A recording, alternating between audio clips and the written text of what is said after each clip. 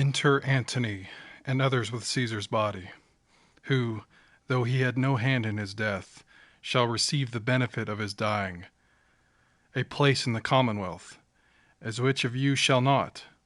With this I depart, that, as I slew my best lover for the good of Rome, I have the same dagger for myself, when it shall please my country to need my death. Live, Brutus, live, live! Bring him with triumph home unto his house. Give him a statue with his ancestors. Let him be Caesar. Caesar's better parts shall be crowned in Brutus. We'll bring him to his house with shouts and clamors. My countrymen, peace, silence, Brutus speaks. Peace, ho! Good countrymen, let me depart alone.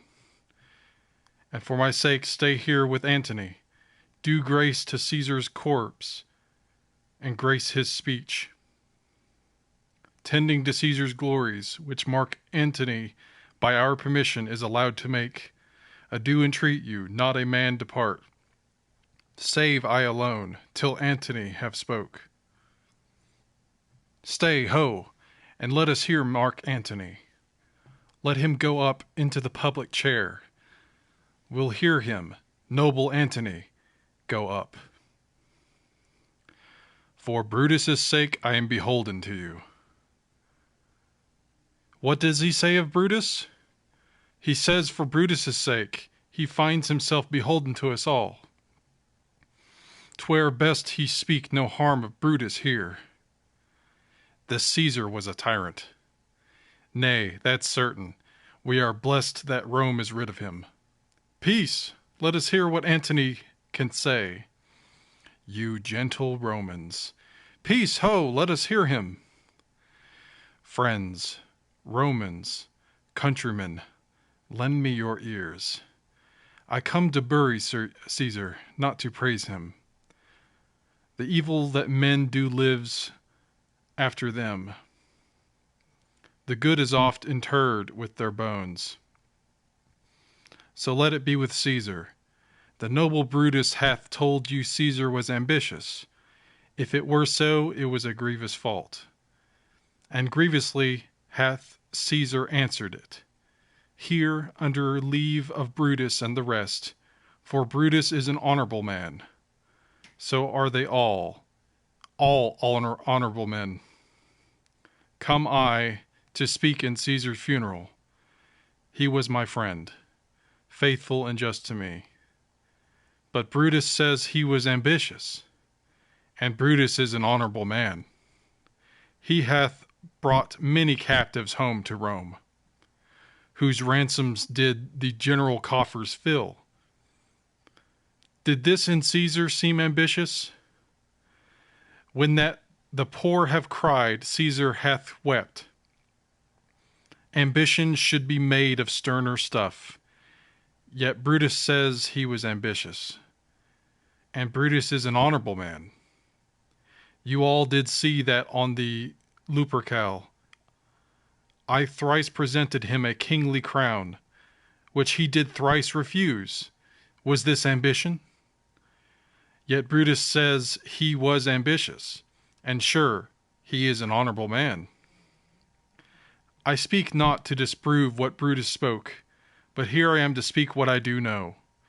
You all did love him once, not without cause. What cause withholds you, then, to mourn for him? O judgment, thou art fled to brutish beasts, and men have lost their reason. Bear with me. My heart is in the coffin there with Caesar, and I must pause till it come back to me. Methinks there is much reason in his sayings.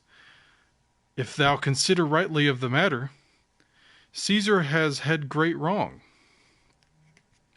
Has he, masters? I fear there will a worse come in his place. Marked ye his words? He would not take the crown. Therefore 'tis certain he was not ambitious. If it be found so, some will dear abide it. Poor soul, his eyes are red as fire with weeping. There's not a nobler man in Rome, than Antony. Now mark him, he begins again to speak.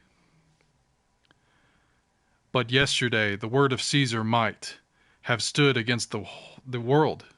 Now lies he there, and none so poor to do him reverence.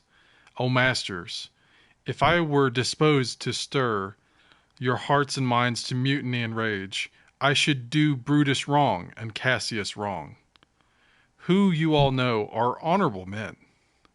I will not do them wrong.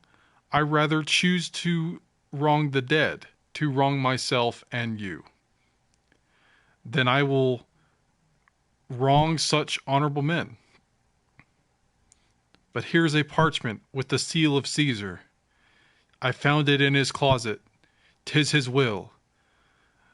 Let but the commons hear this testament, which, pardon me, I do not mean to read, and they would go and kiss dead Caesar's wounds, and dip their napkins in his sacred blood, yea, beg a hair of him for memory, and, dying, mention it within their wills, bequeathing it as a rich legacy unto their issue. We'll hear the will. Read it, Mark Antony. The will, the will. We will hear Caesar's will. Have patience, gentle friends. I must not read it. It is not meant. It is not meet you know how Caesar loved you. You are not wood, you are not stones, but men. And being men, hearing the will of Caesar, it will inflame you, it will make you mad. 'Tis good you know not that you are his heirs, for if you should, oh, what would come of it? Read the will! We'll hear it, Antony. You shall read us the will, Caesar's will. Will you be patient? Will you stay a while? I have overshot myself to tell you of it. I fear I wrong the honorable men, whose daggers have stabbed Caesar. I do fear it. They were traitors, honorable men. The will, the testament. They were villains, murderers. The will, read the will. You will compel me then to read the will? Then make a ring about the corpse of Caesar, and let me show you him that made the will. Shall I descend, and will you give me leave? Come down, descend. You shall have leave. A ring, stand around. Stand from the hearse, stand from the body. Room for Antony, most noble Antony. Nay, press not so upon me, stand far off. Stand back, room, bear back. If you have tears, prepare to shed them now. You all do know this mantle. I remember the first time ever Caesar put it on. 'Twas on a summer's evening in his tent. That day he overcame the Nervii. Look, in this place ran Cassius' dagger through. See what a rent the envious Casca made. Through this the well-beloved Brutus stabbed. And as he plucked his cursed steel away, mark how the blood of Caesar followed it, as rushing out of doors, to be resolved. If Brutus so unkindly knocked or no, for Brutus, as you know, was Caesar's angel. Judge, oh, you gods, how dearly Caesar loved him. This was the most unkindest cut of all, for when the noble Caesar saw him stab, ingratitude more strong than traitor's arms, quite vanquished him, then burst his mighty heart. And in his mantle muffling up his face, even at the base of Pompey's statua, which all the while ran blood, great Caesar fell. Oh, what a fall was there, my countrymen! Then I, and you, and all of us fell down, whilst bloody treason flourished over us. Oh, now you weep, and I perceive, you feel, the dint of pity. These are gracious drops. Kind souls, what? Weep you when you but behold our Caesar's vesture wounded. Look you here.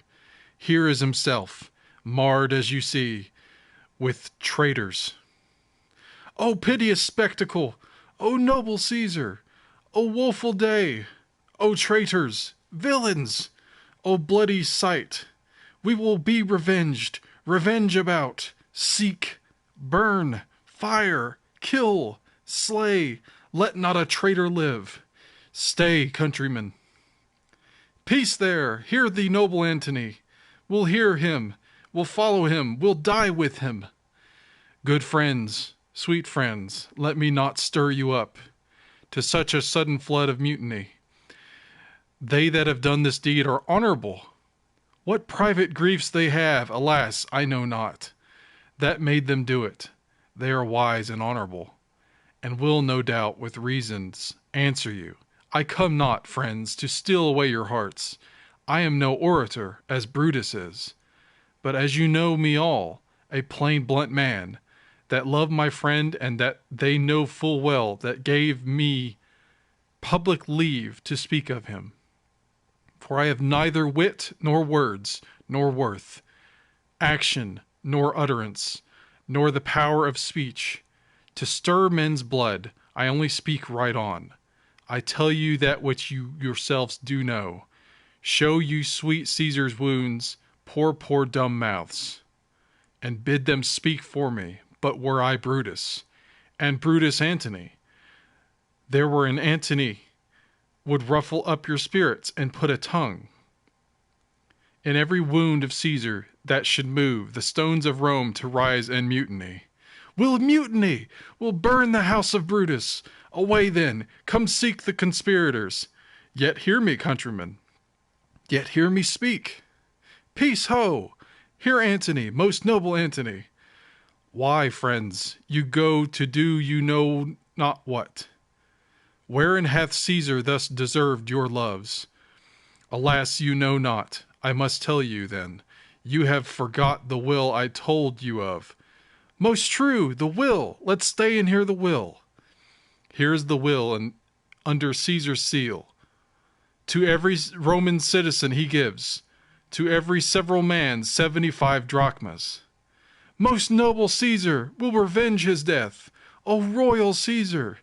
Hear me with patience. Peace, ho! Moreover, he hath left you all his walks, his private arbors, and his new planted orchards. On this side Tiber he hath left them you, and to your heirs forever common pleasures, to walk abroad and recreate yourselves. Here was a Caesar. When comes such another? Never, never! Come away, away! We'll burn his body in the holy place, and with the brands fire the traitors' houses. Take up the body. Go, fetch fire.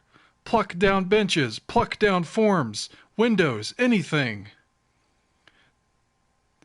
The citizens leave with the body. Now, let it work. Mischief, thou art afoot. Take thou what course thou wilt.